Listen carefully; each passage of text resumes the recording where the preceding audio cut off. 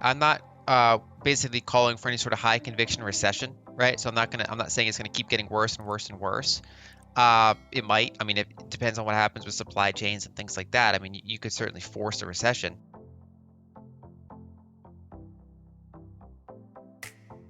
Generally, I like a combination of energy producers, energy transporters, healthcare stocks, gold, cash equivalents, kind of the middle of the curve, maybe 2-year treasuries, things like that. And then I do have some barbell, like I have Latin American equities, I have Bitcoin, I have a small number of kind of these network effect growth stocks, right? Very small positions. So I have some of a barbell going on, but I'm kind of weighted towards kind of defensive value and ones that are not heavily tied in a supply chain and basically some liquidity, improving rate of growth metrics, right? So maybe an opening of China, we're starting to maybe see that some of these extreme lockdowns are easing. They might have already hit peak lockdown, and that they're maybe slowly coming out of that peak level of lockdown. But I think that that could also potentially exacerbate inflation because that means more demand could be opening up if China kind of starts stimulating a little bit. That could actually impact inflation. And so really it's kind of watching for changes in the growth itself. And so I think I would look at signs of how much banks are lending and things like that. And that's why I'm not completely devoid of risk. I think, I would kind of balance it based on what's happening. And then right now, until I see evidence to the contrary, I like that somewhat defensive positioning, but it's not like a super bear, like, hardcore bear, don't own anything that's risky type of a portfolio. It's just a waiting. I think there are times to have a little bit more cash equivalents than others, basically a little bit more rebalancing fuel. Um, you'd have to have a pretty high conviction view on both direction and timing in order to have a lot of cash, right? So, maybe if you were, for example, one of the people watching the subprime mortgage crisis and had a high conviction was going to blow up in the next year or two, you know, having a lot of cash would be useful there. Um, but other than that, I think that generally cash is kind of designed to lose value over time. And I often joke that it's kind of the one speculative asset I own because it's the one thing I own that I know is going to get worth less over time, but that I still own some based on the speculation that some of the things I actually want to own might get cheaper, and then I might be able to rebalance into that. And so it's all about a percentage in my view. Now, if a trader, it's obviously also different between a trader and an investor. If someone's a trader, they can go to a complete cash position until they kind of realign what they're looking for. Whereas if you're actually just a long-term investor, I think that there's no reason to ever be 100% cash or massively cash. I like energy pipelines here, and the reason is I like them on multiple time frames. So there are a number of things I like long term that I have no idea what's going to happen in 6 months. Let's say Bitcoin, right? So it's got a mild uptrend, but I don't know what's going to happen in the next 6 months, even though I like it for 5 years.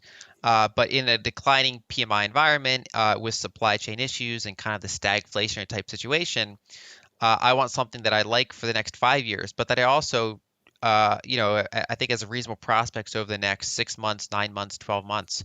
And so, we've had a big run up in energy producers. I still don't think they're expensive, but energy pipelines have kind of lagged. And they have less overall sensitivity to oil prices. They still have some sensitivity because it can affect the producer volumes, and therefore it can affect their volumes.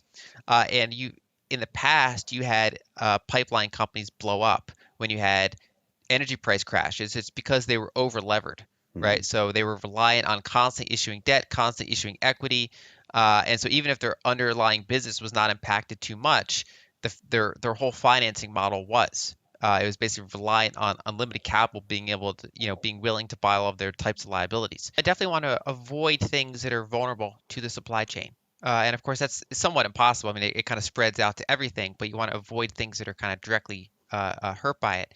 And so, prior to a couple months ago, supply chains are already disrupted. Then we throw in war into the mix, and then we also throw in, extreme lockdowns in China. And so that was kind of a one-two punch to an already stressed system. And so we have all these supply side problems in energy markets, commodity markets, and then supply, infrastructure, logistics.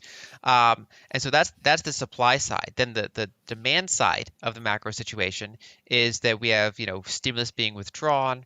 So there's few countries doing fiscal anymore. and they're tightening monetary policy. And so you have kind of a softening demand, but you still have very tight supply side. And so that the whole kind of inflation disinflation structure is kind of messy at the moment. And so my general position, macro view, is overall defensive, without being necessarily disinflationary. Basically, if you look at, a lot of people associate inflation with QE, right? Yeah. So quantitative easing, but the issue there is that, if you create bank reserves, it just stays in the banking system and the financial system, doesn't really get out to the public, right? So if the Fed buys $1 trillion of bonds, my bank account doesn't get any bigger, right? So I can't go and buy more things. Whereas if they send me checks, or if they give me tax cuts that are unfunded by anything, if they do very stimulus, if they give me a PPP loan and then they say, you don't have to pay it. Make that a grant now.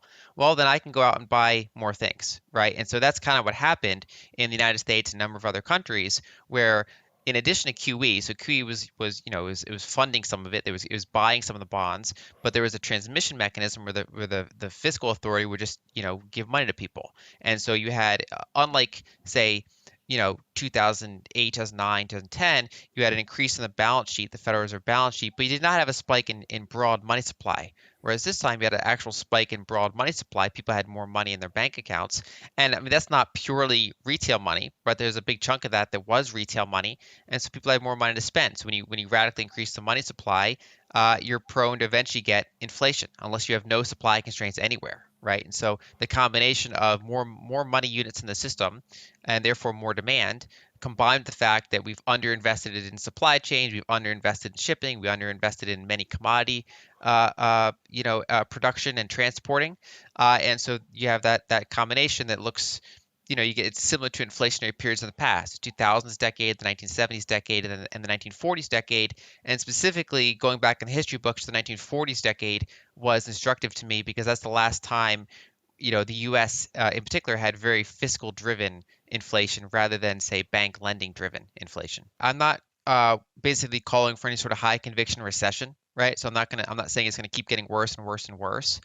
It might. I mean, it depends on what happens with supply chains and things like that. I mean, you could certainly force a recession, um, but that's kind of viewed as soft, right? So I think that we're bouncing from GDP now. If I looking at it from kind of just my mental picture, I don't have it in front of me, but it went like zero roughly, or even sub-zero, and then it bounced to something like one and a half. It kind of bouncing to a low number. It's still a low number. It's just less bad than it was, and we've kind of seen that manifested in some of the stock, right? So you kind of had a little bit of response in some risk assets. And so I'm not super bearish on risk assets. I just have a tilt towards being defensive and trying to find things that will work even in a supply side constrained environment, and then will work whether or not we have slow growth, medium growth, no growth,